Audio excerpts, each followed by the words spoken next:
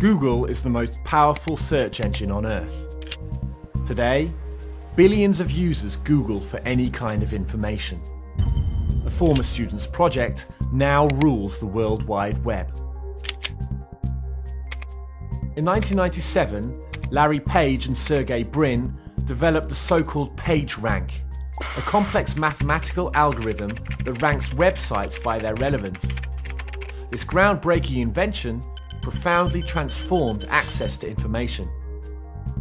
Google rapidly became the first choice for internet search. And this was just the beginning. And as you can see, we have sort of two areas on the page. We have the organic search results, which you will see on the left-hand side.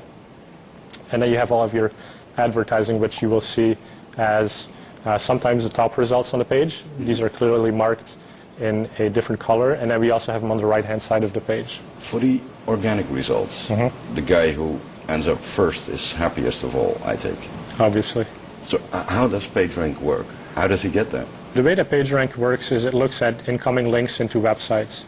So essentially the idea is that if somebody has a website, say about flowers, and their website has become an authority on the subject, then it's likely that other people will have links pointing to that website because they feel there's a lot of value on that website, and there's something interesting there, so they make links to it. And by looking at all of these links coming in, we can then determine how valuable that page is.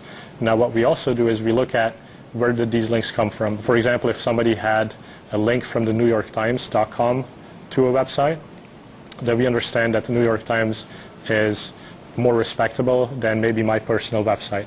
So that has a bigger boost in the way that your page will be ranked in the organic results.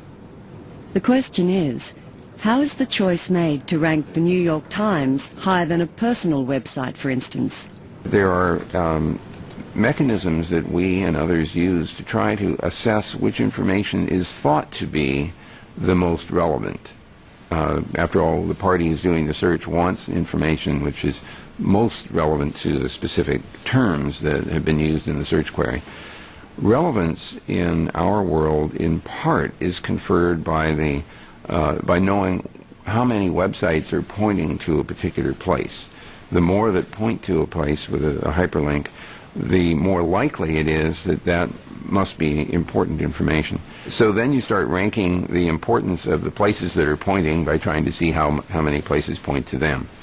It's more complicated than that, but if we get too much deeper into this, it's getting into the trade secrets of Google, which I don't want to do. So we're confronted with this huge mass of information.